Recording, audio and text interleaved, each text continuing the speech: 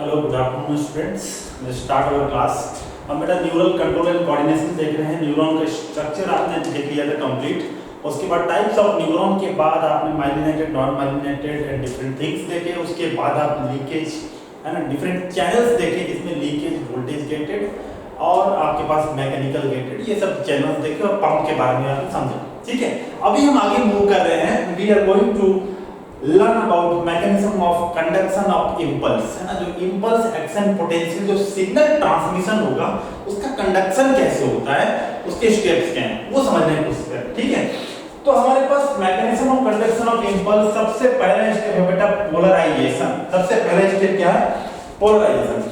Polarised state या फिर इसको आप बोल सकते हो पोलराइज्ड स्टेट, पोलराइज्ड स्टेट या फिर इसी को आप बोलते हो बेटा कि रेस्टिंग मेम्ब्रेन, है ना। रेस्टिंग मेम्ब्रेन, जब नॉर्मली कोई सिग्नल नहीं है देन इट इज पोलराइज्ड, है ना। आपको जो न्यूरॉन के मेम्ब्रेन होंगे, जो एक्सॉन का मेम्ब्रेन होगा वो क्या होगा? पोलराइज्ड होगा। क्लियर है? पोलराइज्ड स्टेट, रेस्टिंग मेम्ब्रेन, इसमें क्या क्या कंडीशन है आप समझते हैं। ठीक है, ये समझो कि आपके पास ये एक्सॉन का मेम्ब्रेन है। ठीक है, एक्सोलेमा समझो। ठीक है, एक्सोलेमा दोनों साइड, एक साइड। क्लियर है? एक्सोलेमा के बाहर में जो ये फ्लूइड है, यहाँ पे दोनों साइड इधर जो फ्लूइड है, इसको आप बोलते हो ईसीएफ। क्या बोल रहे हो इसको? ECF. ECF means extra cellular fluid. ठीक है, extra cellular fluid. And this is ICF. अंदर में क्या है? आईसीएफ। आईसीएफ मतलब इंट्रासेलुलर फ्लूइड। ठीक है, अब यहाँ पे क्या बेटा, दोनों साइड कंपोजिशन में थोड़ा डिफरेंस होगा, उसको लेते हुए आपको चलना है। ठीक है, अब बाहर में समझना, ईसीएफ में सोडियम आयन का नंबर क्या है? ज्यादा है, पोटेशियम का क्या है? कम। क्लियर? ये बात है। उसके बाद देखो, आप चैनल्स आपको बताया था। चैनल्स में सबसे पहले चैनल लीकेज चैनल। ठीक है, पहला यहाँ पे बहुत सारे बेटा पोटेशियम के लीकेज चैनल प्रेजेंट होते हैं, पोटेशियम के। ठीक है, ये पोटेशियम ऐसे बाहर जा रहा है। ठीक है, इनटू आउट। जो मेम्ब्रेन है रेस्टिंग कंडीशन में, ये कौन जा रहा है बेटा? Potassium, K+, K+, K+, K+। ठीक है, पोटेशियम और कुछ सोडियम के भी होंगे, लेकिन सोडियम के नंबर क्या है? कम है। ठीक है, सोडियम के नंबर क्या है? कम है। ठीक है, तो एट रेस्टिंग कंडीशन में मेम्ब्रेन किसके लिए ज्यादा परमिएबल है कि कौन से आयंस को जल्दी रिलीज करे? परमिएबिलिटी कैसा है? तो एट रेस्टिंग कंडीशन परमिएबिलिटी की हम बात करें, permeability, then it is K+ is more than sodium ion. ये याद रखना चाहिए आपको। ठीक है, कि रेस्टिंग कंडीशन, एक पोलराइज्ड स्टेट में जो रेस्टिंग कंडीशन है, इसमें K+ का मेम्ब्रेन का परमिएबिलिटी ज्यादा होता है सोडियम के कंपैरिजन में। क्लियर? इसके आगे देखो, आपके पास ये हो गया आपका क्या? ये क्या है? ये आपके पास लीकेज चैनल है। ये कैसे चैनल है बेटा? Leakage channel. ये हमेशा खुले रहते हैं। ठीक है, हमेशा खुले रहते हैं, ऑलवेज ओपन। ठीक है, आपको बताया गया। उसके बाद आपके पास यहाँ पे देखो, ये ऐसा करके चैनल प्रेजेंट है। एक सोडियम के लिए मान लो, और ऐसे ही क्या मान लो, पोटेशियम के लिए भी मान लो। ये कौन से चैनल है भैया? VGC। यह ठीक है, ये कौन से हैं? VGC। ठीक है, दोनों VGC, एक सोडियम के लिए और एक पोटेशियम के लिए। अभी दोनों बंद हैं। दोनों क्या हैं? बंद है। ठीक है, तो रेस्टिंग कंडीशन में पहला कंडीशन तो आप ये लिखिए। दूसरा कंडीशन, सोडियम एंड पोटेशियम कौन से भैया? VGC। Voltage gated channels are switched off. दोनों अभी क्या हैं? स्विच ऑफ हैं। ये पॉइंट याद रखोगे कि लीकेज चैनल ओपन है, सोडियम और पोटेशियम की जो वोल्टेज गेटेड चैनल है वो अभी बंद है। ये कंडीशन चल रहा है। इसके अलावा आपके पास यहाँ पे एक लगा हुआ है पंप। ठीक है, एक क्या लगा हुआ है भैया? पंप लगा हुआ है। इस पंप को बोल रहे हैं हम सोडियम पोटेशियम ATPase पंप। ठीक है, ATP खर्चा करके against the concentration gradient, against concentration gradient में क्या होगा? मूव होगा। क्या मूव होगा भैया? है ना। तो आप देखो, पोटेशियम इधर बाहर की ओर बहुत जा रहा है और सोडियम भी बाहर की ओर क्या है? बहुत है। ठीक है, तो हम क्या करते हैं, सोडियम 2 पोटेशियम अंदर ले जाते हैं, ठीक है, और 3 सोडियम क्या करते हैं, बाहर ले आते हैं। 3 सोडियम क्या करते हैं, बाहर ले आते हैं।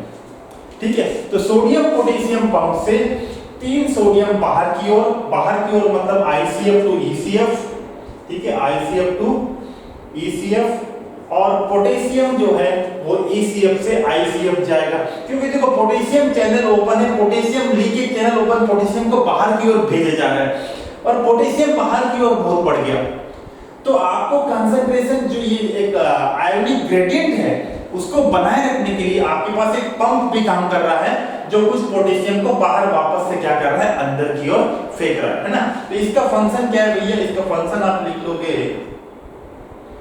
सोडियम इसका पंप का to maintain ionic gradient, to maintain ionic gradient of sodium and potassium ions.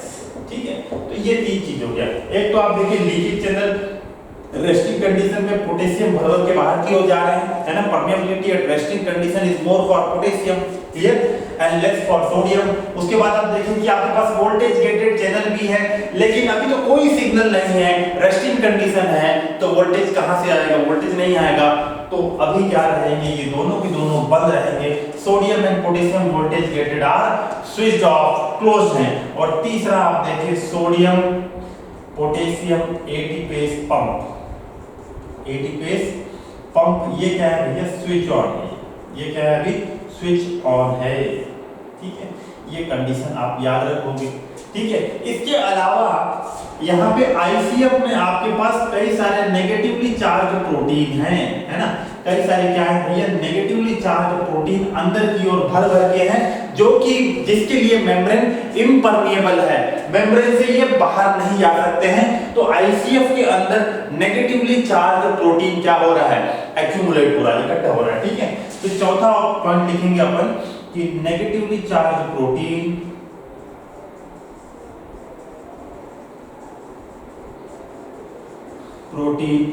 More inside, है ना, जिसका मतलब ICF में क्या है, ज्यादा है, and membrane is impermeable, and membrane is impermeable to same, impermeable to this negatively charge protein. Membrane impermeable है ना, और प्रोटीन कैसा है भैया, नेगेटिवली चार्ज है। ठीक है, तो आप देखो पोटेशियम बाहर जा रहा था, है ना, उसके बाद सोडियम कम जा रहे थे, सोडियम ऑलरेडी बाहर में है, और अंदर में आपके पास आयोनिक ग्रेडियंट को बैलेंस करने के लिए आपके पास सोडियम एटी फेज पंप चल रहा है, जो कि 2 पोटेशियम को वापस बाहर से थोड़ा अंदर ला के दे रहा है, और 3 सोडियम बाहर फेंक रहा है। इसके अलावा इन साइड में आपके पास द मेजर कंट्रीब्यूटर अंदर की ओर नेगेटिवली चार्ज प्रोटीन है, जो क्या कर रहा है, आपके मेम्ब्रेन के इनसाइड को नेगेटिव बना के रख रहा है। क्लियर है, अगर आपको पूछता है तो membrane is inside negative and outside it is positive, तो आप बताओगे भैया बाहर सोडियम भर के है इसीलिए पॉजिटिव है, अंदर में आपके पास क्या है, अंदर में आपके पास क्या है, नेगेटिवली चार्ज प्रोटीन है, और बाहर सोडियम ज्यादा है, अंदर सोडियम कम है, और अंदर में नेगेटिवली चार्ज प्रोटीन है, and due to this reason inside the axon के मेम्ब्रेन में यू हैव नेगेटिव चार्ज, है ना, कैसा चार्ज है भैया, नेगेटिव चार्ज है, और बाहर कैसा चार्ज है, पॉजिटिव चार्ज। ठीक है, तो इन्हीं रीजन के कारण में आप याद रखोगे। ठीक है, ये वाला एक ये, और सोडियम क्या है, बाहर है, सोडियम बाहर की ओर क्या है, जाता है। यहाँ पे लिख लेता हूं मैं ECF, sodium is more, ICF negatively charge protein is more. ठीक है, और इसके कारण मेम्ब्रेन कैसा हो जाता है, नेगेटिव हो जाता है। और अगर आप यहां से पकड़ के एक वोल्ट मीटर लगा के इसको फिजिक्स की तरह इसका वोल्टेज चेक करो कि अंदर नेगेटिव है बाहर पॉजिटिव है, तो पोटेंशियल कितना डेवलप हो रहा है, अगर ये आप चेक करते हो then you will come to know that it is -70 milli volt. कितना वोल्ट है, -70 मिली वोल्ट है। और इसीलिए क्योंकि ये रेस्टिंग कंडीशन का पोटेंशियल है, वोल्टेज है, इसको हम कहते हैं resting membrane potential. Resting membrane potential, ठीक है, कितना होता है भैया -70 मिली वोल्ट होता है। क्लियर है? अब क्या होगा, आपके समझ में आया कि आपके पास लीकेज चैनल ओपन थे, मेम्ब्रेन रेस्टिंग कंडीशन में पोटेशियम के लिए ज्यादा परमिएबल था, उसके बाद आपके पास ईसीएफ में सोडियम भर के है, आईसीएफ में नेगेटिवली चार्ज प्रोटीन भर के है, जिसके कारण मेम्ब्रेन कैसा हो गया, नेगेटिव हो गया, और आपके पास जो वोल्टेज गेटेड चैनल्स हैं दे आर स्विच्ड ऑफ, क्योंकि अभी कोई इंपल्स नहीं है। अभी सेकंड कंडीशन में आपके पास क्या आया, समझो कि आपके पास आया इंपल्स, सिग्नल आ गया। क्या पहुंच गया भैया, सिग्नल मिल गया। सिग्नल कैसे मिलेगा वो थोड़ा बाद में देखेंगे। मान लो कि सिग्नल आ गया, सिग्नल आने से आपके पास क्या होगा, ये सब चीज सेम चल रहा है। यहाँ पे अपन लिखते हैं डीपोलराइज। अब यहाँ पे आपके पास ये जो वोल्टेज गेटेड चैनल है ना, ये कौन सा voltage gated channel, sodium voltage gated channel, है ना। तो अपन लिखते हैं on arrival of signal, arrival of signal, ठीक है, आपका सोडियम वोल्टेज गेटेड चैनल क्या हो जाएगा भैया, ओपन हो जाएगा, है ना। क्या हो जाएगा, ओपन हो जाएगा, वेरी क्विक, है ना। कितना होता है, बड़ा क्विक होता है, ठीक है। तो sodium voltage gated channel open हो जाएगा, तो सोडियम अंदर से बाहर से अंदर की ओर भर के आएंगे सोडियम, ठीक है। तो यहाँ पे क्या हो रहा है भैया, सोडियम मूव कर रहा है ECF टू ICF, है ना। ये आपका ICF हो गया, ये क्या हो गया, ECF में सोडियम भर के था, आपका sodium voltage gated channel on arrival of signal open हो जाएगा, क्विक रिस्पांस होगा, इनफ्लक्स ऑफ सोडियम होगा। क्या होगा भैया, इनफ्लक्स ऑफ सोडियम, ठीक है, इनफ्लक्स ऑफ सोडियम आयन। और सोडियम आयन जैसे ही अंदर आएंगे दबा के भर के, आपके अंदर का जो मेम्ब्रेन का पोटेंशियल जो था वो -70 से मूव करता हुआ -60, -50, 40, 30, 0 होते हुए +30 चल जाएगा, है ना। तो कुल मिलाकर बात ये है कि अंदर पॉजिटिव हो जाएगा और बाहर नेगेटिव हो जाएगा, क्योंकि आप सोडियम को अंदर ले आए, ठीक है। तो ये हो गया आपका चेक खत्म। यहाँ पे ये हो गया, यहाँ पे आप वोल्टमीटर लगा के चेक करते हो तो आपको क्या मिलेगा, आपको ये मिलेगा कि ये +30 मिली वोल्ट है, ठीक है। ये कितना है भैया, +30 मिली वोल्ट है। और इसी प्रोसेस को हम क्या बोलते हैं, डीपोलराइजेशन, है ना। क्या बोलते हैं, डीपोलराइजेशन, या फिर इसी को आप याद रख सकते हो एक्शन पोटेंशियल। सिग्नल आने से एक्शन हो रहा है भैया, कैसा एक्शन हो रहा है, डीपोलराइजेशन हो रहा है, और मेम्ब्रेन में +30 मिली वोल्ट आ रहा है, and this is known as action potential. किसके कारण आ रहा है, खास बात आपको याद रखना है, due to influx of sodium ion. कहां से, sodium voltage gated channel open होने से आता है, ठीक है। यहां बाकी कंडीशन लिख लेता हूं बेटा, ध्यान देना। सोडियम वोल्टेज गेटेड चैनल कैसा है, ओपन है, ठीक है। दूसरा देखो, उसके बाद पोटेशियम वोल्टेज गेटेड चैनल कैसा है, ओपन है, ठीक है। सोडियम एंड पोटेशियम आपका क्या था, लीकेज चैनल कैसे होंगे, अभी भी हम ओपन होंगे, लीकेज चैनल, है ना। ये जो चैनल है बेटा लीकेज चैनल, ये ऑलवेज ओपन लिखा हूं ना, तो ये यहां भी ओपन होगा, क्लियर है, always open, leakage channel always open होगा। इसके अलावा आपका चौथा sodium potassium ATPase pump, ATPase pump, ये वाला पंप, ये यहां पे फिलहाल अभी क्या है, स्विच्ड ऑफ है, ये अभी क्या है, स्विच्ड ऑफ, क्लियर है। तो सोडियम वोल्टेज गेटेड चैनल जो ओपन हो रहा है ये बड़ा क्विक है, और इसी से क्या होता है, डीपोलराइजेशन होता है, इसी से क्या होगा, डीपोलराइजेशन हो जाएगा, ठीक है। और वोल्टेज कितना होगा, +30 मिली वोल्ट होगा, क्लियर है। और +30 पहुंचते ही, है ना, just after reaching the +30 depolarization, sodium voltage gated channel क्या हो जाएंगे, क्लोज हो जाएंगे, क्या हो जाएंगे, क्लोज। +30 पहुंचते ही हाई वोल्टेज पहुंच गया, एक्शन पोटेंशियल रीच हो गया, सोडियम वोल्टेज गेटेड चैनल क्या हो जाएंगे, बंद हो जाएंगे। तो तीसरा स्टेप आप पढ़ रहे हो, रीपोलराइजेशन। क्या पढ़ रहे हो, रीपोलराइजेशन। रीपोलराइजेशन में देखना है यहाँ पे, सोडियम वोल्टेज गेटेड चैनल क्या हो जाएंगे, क्लोज हो जाएंगे, ठीक है, बंद हो जाएंगे। क्लोज, स्विच ऑफ, जो आपको अच्छा लगे, एक ही बात है, याद रख लेना, ठीक है। और यहाँ पे पोटेशियम वोल्टेज गेटेड चैनल है ना, ये क्या हो जाएंगे भैया, ये ओपन हो जाएंगे। ये क्या हो जाएंगे, ओपन हो जाएंगे। तो सोडियम और उसके अलावा तीसरा सोडियम पोटेशियम एटीपेज पंप, ये वापस स्विच ऑन हो जाएंगे। ये वापस स्विच ऑन हो जाएंगे। आप क्या कर रहे हो बेटा, आप यहां से डीपोलराइज हुए, अब वापस यहीं आना चाहते हो, है ना, तो रीपोलराइजेशन कर रहे हो। क्या कर रहे हो, रीपोलराइजेशन कर रहे हो, क्लियर है। तो सोडियम वोल्टेज गेटेड चैनल बंद हो गए। कहां ओपन थे, यहां, है ना, तो यहां ओपन थे, -70 होते हुए आप +30 पहुंचे, +30 पहुंचते ही ये बंद हो गया। तो पोटेशियम वोल्टेज गेटेड चैनल क्या हो गया, ओपन हो गया। और थोड़ा बेटा ये स्लो होते हैं compare to sodium voltage gated channel, ठीक है। और एटीपेज पंप जो है वो ऑन हो जाएगा, जो कि यहाँ पे क्या था, ऑफ था, क्लियर है। तो पोटेशियम, ये आपके पास पोटेशियम चैनल है, समझ जाओ। तो पोटेशियम भैया, है ना, किधर से किधर जाएगा, तो पोटेशियम किधर जाएगा, बाहर जाएगा, ठीक है, किधर जाएगा, बाहर जाएगा, ये पोटेशियम, ठीक है, पोटेशियम बाहर जा रहा है, ये पोटेशियम वोल्टेज गेटेड चैनल। और जैसे ही पोटेशियम आप बाहर फेंकना चालू करोगे, उससे क्या होगा, आपके पास यहाँ पे वोल्टेज वापस किधर आने लगेगा, -70 की ओर आने लगेगा। तो आपको मिल जाएगा वोल्टेज कितना,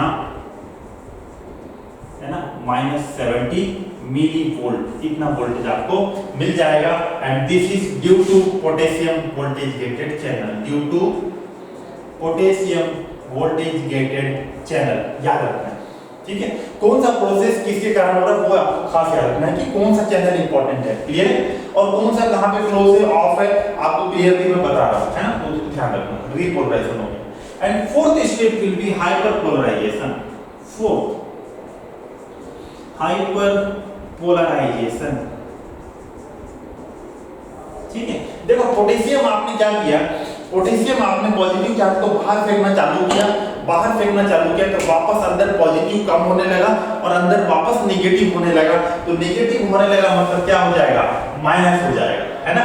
उसके बाद आपने एटीपेज पंप भी चालू कर दिया है, तो जो आपने अंदर ऑलरेडी सोडियम यहां से आया था, इस सोडियम को आप यहां से बाहर फेंके जा रहे हो और पोटेशियम को भी दबा के बाहर फेंक रहे हो। ऑलरेडी लीकेज चैनल काम कर ही रहा है, क्लियर है। तो ओवरऑल आप कहां पहुंच जाओगे, -70 पहुंच गए। इसके बाद भी क्या हुआ, some time potassium voltage gated channel takes time to close, वो बंद होने में टाइम लगा देते हैं, और टाइम लगा देते हैं, अगर लेट हो गए तो पोटेशियम और भी बाहर चला जाएगा, और बाहर चला गया तो -70 से -80 -90 तक मैक्स पहुंच जाता है। And this is known as hyperpolarization, ठीक है। तो हाइपरपोलराइजेशन आप याद रखोगे, hyperpolarization due to late closing of, due to late closing of potassium voltage gated channel, ठीक है। पोटेंशियल कितना होगा, -90, पोटेंशियल कितना होगा, -90 मिलीवोल्ट, क्लियर है। तो ये पूरा आपका स्टेप है। And this is conduction of impulse, की कंडक्शन ऑफ इंपल्स कैसे होता है, 3 स्टेप आपको याद रखना है। रेस्टिंग मेम्ब्रेन, पोलराइज्ड, ठीक है, सेम बात है, क्या क्या कंडीशन है याद रखना पड़ेगा। Second, depolarization after the arrival of signal, signal आने से ये कंडीशन होगा जिसमें सोडियम वोल्टेज गेटेड चालू हो रहा था और क्विक था और +30 मिलीवोल्ट आप अप्रोच कर रहे थे। उसके बाद वापस आप यहाँ रीपोलराइजेशन हो जाओगे, तो रीपोलराइजेशन यहाँ पे जो सोडियम वोल्टेज गेटेड चैनल था वो बंद हो जाएगा और पोटेशियम वोल्टेज गेटेड चालू हो जाएगा। डायरेक्शन आप याद रखोगे कि पोटेशियम ICF से ECF जा रहा है ना, क्या हो रहा है, ई फ्लक्स हो रहा है, क्या हो रहा है भैया, efflux of potassium, efflux of potassium, है ना, किधर से भैया, ICF से ECF, ठीक है। डायरेक्शन सबका याद रखना है, यहीं से क्वेश्चन बनने वाला है, क्लियर है। और अगर पोटेशियम वोल्टेज गेटेड चैनल -70 पहुंचने के बाद अभी भी टाइम लगा रहा है बंद होने में, अभी इसको टाइम लग रहा है, कभी ज्यादा टाइम ले लिया, then it will reach till -90 and this -90 is known as hyperpolarization। क्या बोल रहे हैं इसको, हाइपरपोलराइजेशन बोल रहे हैं, क्लियर है पॉइंट। ओके, इतना सब होने में बेटा आप ध्यान देना, रेस्टिंग मेम्ब्रेन से डीपोलराइजेशन होने से रीपोलराइजेशन होने तक मात्र 1 to 3 मिलीसेकंड आपको लगता है ना, 1 to 3 मिली सेकेंड लगता है कंडक्शन ऑफ इंपल्स के लिए। क्लियर? और इस बीच में आप समझो कि इस बीच में और एक सिग्नल न्यूरॉन रिसीव नहीं करेगा। मान लो कि अभी रेस्टिंग में था, रेस्टिंग से सिग्नल आया तो क्या होगा? डीपोलराइज हो, और डीपोलराइज से वापस रेस्टिंग पहुंच के यहां पहुंच के एक नया सिग्नल उसको ले, तब तक कितना समय है? 1 to 3 मिली सेकेंड। और इस 1 to 3 मिली सेकेंड में जब वो डीपोलराइज है और रीपोलराइज होकर वापस रेस्टिंग मेम्ब्रेन पहुंच रहा है, तब तक वो एक नया सिग्नल रिसीव नहीं करेगा। And this period is known as refractory period, है ना? इस पीरियड को क्या बोलते हैं? रिफ्रैक्टरी पीरियड बोलते हैं। याद रखो, रिफ्रैक्टरी पीरियड।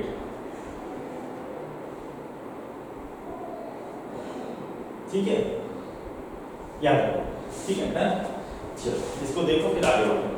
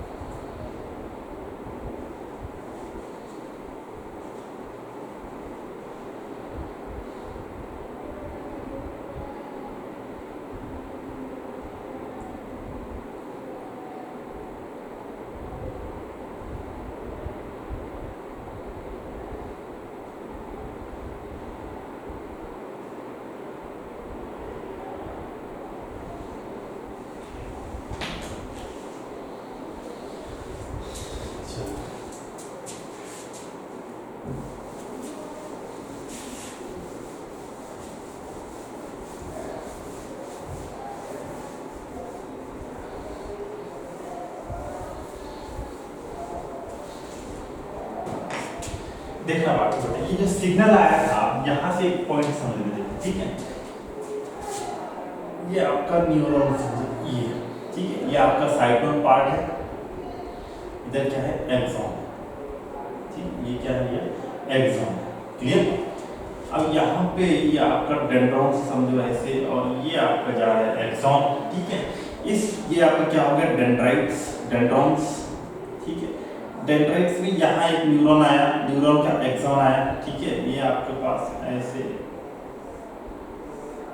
ठीक है, एक्सॉन टर्मिनल। ठीक है, एक्सॉन टर्मिनल से क्या निकला भैया? एक्सॉन टर्मिनल से आपके पास साइनेप्टिकल वेसिकल्स था। इसके अंदर में साइनेप्टिकल वेसिकल्स के अंदर क्या था? न्यूरोट्रांसमीटर। क्या था भैया? न्यूरोट्रांसमीटर्स भरे पड़े थे। ठीक है, न्यूरोट्रांसमीटर्स। ये क्या है आपका? Axon terminal. ये आपका साइनेप्टिकल वेसिकल, साइनेप्टिक वेसिकल्स। इस साइनेप्टिकल वेसिकल्स के जैसे ही सिग्नल, देखो सिग्नल यहाँ से आ रहा है, ये आ रहा है ना? प्लस माइनस होते हुए आया। यहाँ पे ये साइनेप्टिकल वेसिकल जैसे ही एक्सॉन टर्मिनल में ये डीपोलराइजेशन एक्शन पोटेंशियल पहुंचेगा, इसको मैं लिख दे रहा हूँ बेटा कि ये एक्शन पोटेंशियल है। जैसे ही एक्शन पोटेंशियल यहाँ पहुंचेगा तो यहाँ से कैल्शियम अंदर जाएगा, है ना? कैल्शियम अंदर जाएगा। कैल्शियम अंदर जाने से साइनेप्टिकल वेसिकल क्या हो जाएंगे? फ्यूज हो जाएंगे। ये सब कहानी फिलहाल आपको याद करने की जरूरत नहीं है। ये याद रखो मेन कि आपके पास क्या यहाँ रिलीज हो जाएगा? आपके पास न्यूरोट्रांसमीटर रिलीज हो जाएंगे। न्यूरोट्रांसमीटर से क्या हो जाएंगे? रिलीज हो जाएंगे। और न्यूरोट्रांसमीटर अपने यहाँ रिसेप्टर में क्या करेंगे? जाके लगेंगे। ये रिसेप्टर है, ठीक है, रिसेप्टर। ठीक है, रिसेप्टर से न्यूरोट्रांसमीटर क्या होंगे? बाइंड होंगे। और बाइंड होने से आपके पास यहाँ पे लगा हुआ है बेटा लिगेंड गेटेड चैनल, है ना। न्यूरोट्रांसमीटर एक लिगेंड है, एक केमिकल मॉलिक्यूल है जो कि न्यूरोट्रांसमीटर सिग्नल को ट्रांसमिट करने में हेल्प करता है, and that is a ligand. और लिगेंड अपने रिसेप्टर में लगेगा तो यहाँ पे आपके पास कुछ चैनल्स प्रेजेंट है ना, जैसे कि सोडियम लिगेंड गेटेड चैनल। जैसे ही रिसेप्टर से लिगेंड बाइंड होगा, सोडियम लिगेंड गेटेड चैनल या फिर मैकेनिकल गेटेड चैनल क्या हो जाएंगे, ओपन हो जाएंगे। ठीक है, तो यहाँ अपन बना रहा हूं, देखो ये ऐसे, ठीक है, ये क्या हो गया, sodium ligand gated channel, ligand gated channel या फिर mechanical gated channel, mechanical gated channel, ये ओपन हो गए। और ये ओपन होने से अंदर क्या चला जाएगा भैया, सोडियम चला जाएगा, है ना। क्या चला जाएगा, सोडियम, सोडियम, सोडियम चला जाएगा। ये सोडियम जाने से बेटा करीब करीब +10 मिली वोल्ट, कितना सिग्नल जाता है, +10 मिली वोल्ट आपको मिल जाता है ना। +10 मिली वोल्ट जैसे ही मिला, आपके पास यहाँ कौन प्रेजेंट था, सोडियम वोल्टेज गेटेड चैनल। ये कौन था, सोडियम वोल्टेज गेटेड चैनल, ये प्रेजेंट था। जैसे ही सिग्नल मिला आपको, सोडियम सिग्नल मिला, सिग्नल कैसे मिला, न्यूरोट्रांसमीटर बाइंड हुआ किस पे, है ना, अपने रिसेप्टर पे, ligand gated channel, sodium open हुआ, सोडियम का इन्फ्लक्स हुआ साइटोन के अंदर में, साइटोन से फिर आपका फिर एक्सॉन, है ना।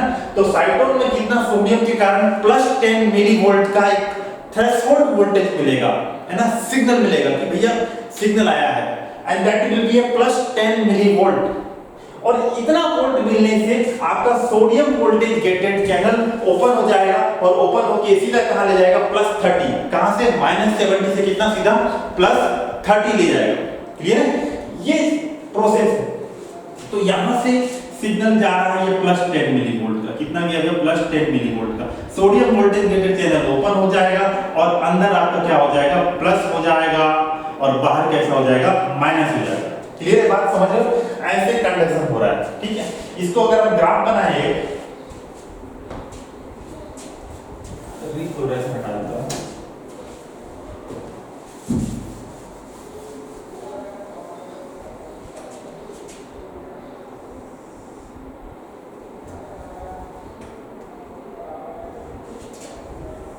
ये ग्राफ बना लेते हैं। ठीक है, तो ये समझो कि आपका है -70 मिली वोल्ट, है ना। ये कितना है भैया, रेस्टिंग मेम्ब्रेन पोटेंशियल RMP है, -70। ठीक है, ये -70, ठीक है। ये सिग्नल आप चालू हुआ, देखो ये चालू हुआ, ठीक है। उसके बाद ये जाएगा ऐसे +30 हो जाएगा। यहाँ कितना है, ये आपका वोल्टेज, इस y एक्सिस हम क्या ले रहे हैं बेटा, वोल्टेज ले रहे हैं। ठीक है, वोल्टेज ये कितना आ गया, लगभग हाईएस्ट +30 मिली वोल्ट टॉप। ठीक है, ये आपका हो गया डीपोलराइजेशन, और डीपोलराइजेशन के बाद वापस क्या हुआ था, रीपोलराइजेशन, है कितना पहुंच गए, वापस -70 पहुंच गए। और -70 के बाद भी थोड़ा बहुत कभी कभार हुआ था, जिसको आप बोले थे -90, है ना, -90 मिली वोल्ट। क्लियर है, तो ये आपका -70 आपका क्या है, रेस्टिंग मेम्ब्रेन पोटेंशियल। -70 से जब ये -70 रेस्टिंग स्टेज में था, फिर न्यूरोट्रांसमीटर आया, डेंड्राइट्स में बाइंड हुए, है ना, डेंड्राइट्स में बाइंड हुए, तो यहाँ पे sodium ligand gated channel open हुए, +10 मिली वोल्ट गया, जो कि क्या था, थ्रेशोल्ड वोल्टेज था। तो ये आपका जो है, ये आपका है -55 से लेके -60 मिली वोल्ट, है ना। ये जो +10 +15 का वोल्टेज दिख रहा है आपको, ये वाला, इस रीजन को आप क्या बोलते हो, थ्रेशोल्ड वोल्टेज। ये क्या है भैया, थ्रेशोल्ड वोल्टेज। ठीक है, इतना मिनिमम वोल्टेज सिग्नल आना चाहिए, तभी ये sodium voltage gated channel open होगा और डीपोलराइजेशन होगा। इतना मिनिमम +10 to +15 आना चाहिए। तो -70 से +10 आया तो किधर जाएगा भैया, -60 -55 होगा ना। -70 में +10 +15 जोड़ते हो तो कितना हो जाएगा, -55 या -60। तो ये जो +10 to +15 है वोल्टेज, इसी को हम क्या बोलते हैं, थ्रेशोल्ड वोल्टेज। लेवल क्या है, -50 to -60। ये पहुंच जाने से तुरंत आपका क्या हो जाएगा, ये सोडियम वोल्टेज गेटेड चैनल क्या हो जाएगा, ओपन हो जाएगा। ठीक है भैया, ओपन होगा तो डीपोलराइजेशन होना चालू हो जाएगा और कितना पहुंच जाओगे आप, +30 पहुंच जाओगे, डीपोलराइज्ड। क्या हो गया भैया, डीपोलराइज्ड हो गया, क्लियर। और डीपोलराइज +30 जैसे ही पहुंचा, यहाँ पे आपके पास क्या होगा, यहाँ पे आपके पास सोडियम वोल्टेज गेटेड चैनल क्या हो जाएंगे, क्लोज हो जाएंगे, और पोटेशियम वोल्टेज गेटेड चैनल क्या हो जाएंगे, ओपन हो जाएंगे। ठीक है भैया, कब, एट +30 मिलीवोल्ट, +30 मिलीवोल्ट, क्लियर है। +30 मिलीवोल्ट जब डीपोलराइजेशन हो चुका है, sodium voltage gated channel close, potassium voltage gated channel open, clear है। उसके बाद डीपोलराइजेशन से फिर अब क्या होगा, अब ये रीपोलराइजेशन होगा। ये क्या होगा भैया, रीपोलराइजेशन, है ना। रीपोलराइजेशन मतलब धीरे धीरे -70 -50 60 होते हुए -50 पहुंचे और ये वापस ये कहां पहुंच गए, -70, है ना। ये किसके कारण हो रहा है भैया, potassium voltage gated channel open होने के कारण हो रहा है ना। और ये आपका है हाइपर पोलराइजेशन, है ना। कितना भैया, -90, है ना, कितना, -90 मिलीवोल्ट, हाइपर पोलराइजेशन, ठीक है।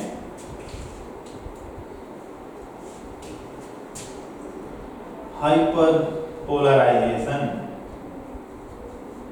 कितना, -90 मिलीवोल्ट, किसके कारण हो रहा है भैया, पोटेशियम डिले, है ना, डिले, लेट होने में, डिले इन क्लोजिंग ऑफ, अब इसका नंबर आ गया भैया क्लोज होने का, delay in closing of potassium voltage gated channel, इसके कारण क्या होगा, आपका हाइपर पोलराइजेशन होगा। पॉइंट क्लियर है बेटा। टोटल समय इसमें कितना लगता है, 1 to 3 मिली सेकेंड लगता है, ठीक है। यहाँ पे टाइम लिख सकते हो, टाइम कितना, +1 to 3 मिली सेकेंड, ठीक है, इतना समय लगता है। ऐसे सिग्नल क्या होता है, कंडक्शन होता है, क्लियर पॉइंट, ठीक है। अच्छा 5 मिनट है, एक चीज हल्का सा और देख लेते हैं, ठीक है। ये देखो, ये आप समझो कि एक्सॉन है, ठीक है। या आप इसको दो पार्ट में से रीजन में बांट लिए, इसको हम बोल रहे हैं ए, इसको हम बोल रहे हैं क्या, बी, ठीक है। अभी यहाँ पे क्या हो गया भैया, डीपोलराइज हो गया। यहाँ पे क्या बोल रहे हैं, ए में क्या है, डीपोलराइज्ड, ठीक है, और बी में क्या है, अभी रेस्टिंग मेम्ब्रेन है, ये रेस्टिंग मेम्ब्रेन है ना, रेस्टिंग मेम्ब्रेन, या फिर इसको आप बोल सकते हो पोलराइज्ड, ठीक है भैया। पहला स्टेप क्या था, पोलराइज्ड था, तो डीपोलराइज होगा तो अंदर पॉजिटिव होगा क्या, हाँ होगा, कैसे होगा, सोडियम वोल्टेज गेटेड चैनल करवा देगा, ठीक है। अंदर पॉजिटिव बाहर नेगेटिव, अंदर पॉजिटिव और बाहर नेगेटिव, क्लियर है। और अभी रेस्टिंग मेम्ब्रेन में अंदर क्या था, -70, मतलब अंदर नेगेटिव बाहर पॉजिटिव, ठीक है, अंदर नेगेटिव बाहर क्या भैया, पॉजिटिव, ठीक है।